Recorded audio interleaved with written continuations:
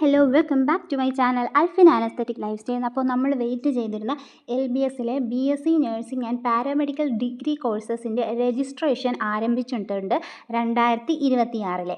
അപ്പോൾ നിങ്ങൾ എന്തൊക്കെയാണ് ചെയ്യേണ്ടതെന്ന് പറഞ്ഞു തരാം. ഓൾറെഡി നമ്മൾ ഇത് വരുമ്പോൾ എന്തൊക്കെയാണ് ചെയ്യേണ്ടതെന്ന് വീഡിയോ ചെയ്തിട്ടുണ്ട്, കാണാത്തവർ കണ്ട് നോക്കുക. അപ്പോൾ അപേക്ഷാ തീയതി വന്നിട്ട് ജൂൺ 11 മുതൽ ജൂലൈ 2 വരെയാണ് നിങ്ങൾക്ക് അപേക്ഷ സമർപ്പിക്കാനുള്ള സമയം തരുന്നത്.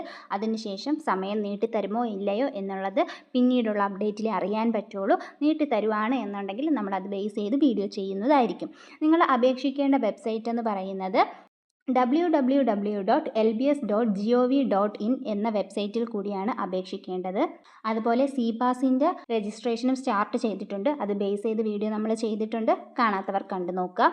LBS വഴി നിങ്ങൾക്കിപ്പോൾ രജിസ്ട്രേഷൻ ചെയ്യാൻ പറ്റുന്ന കോഴ്സുകൾ എന്ന് പറയുന്നത് BSc nursing, BSc MLT, optometry, BPT, BCVT, BASLP, BOT, dialysis technology, medical imaging technology, radiotherapy, neuro technology തുടങ്ങിയവയാണ്. അപേക്ഷാ ഫീ ജനറൽ OBC EWS വിഭാഗത്തിന് 800 രൂപയാണ്. SC ST വിഭാഗത്തിന് 400 രൂപയാണ്.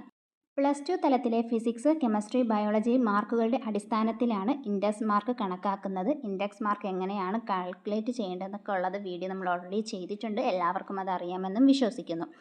SC ST OEC വിഭാഗങ്ങൾക്ക് ഗ്രാൻസ്, സ്കോളർഷിപ്പ്, ഫീസ് ആനുകൂല്യം ലഭിക്കും. ഇതിനായി അപേക്ഷിക്കുമ്പോൾ തന്നെ കൃത്യമായ രേഖകൾ അപ്ലോഡ് ചെയ്ത് കൊടുക്കണം.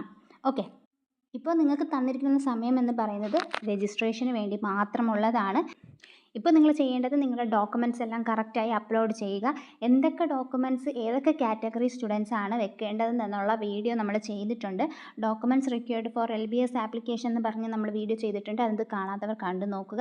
അതുപോലെ നിങ്ങൾക്ക് ഗൂഗിളിൽ കയറി LBS സൈറ്റിൽ കയറിയിട്ട് സ്ക്രീനിൽ കാണുന്നത് പോലെ തന്നെ നിങ്ങൾക്ക് നോട്ടിഫിക്കേഷൻ, പ്രസ് റിലീസ്, പ്രോസ്പെക്ടസ്, അതുപോലെ നിങ്ങൾ അപ്ലോഡ് ചെയ്യേണ്ട സർട്ടിഫിക്കറ്റ്, ഇതെല്ലാം അതിനകത്ത് കൊടുത്തിട്ടുണ്ട്. ഓക്കെ, അപ്പോൾ അതെല്ലാം വായിച്ച് കൃത്യമായി മനസ്സിലാക്കുക.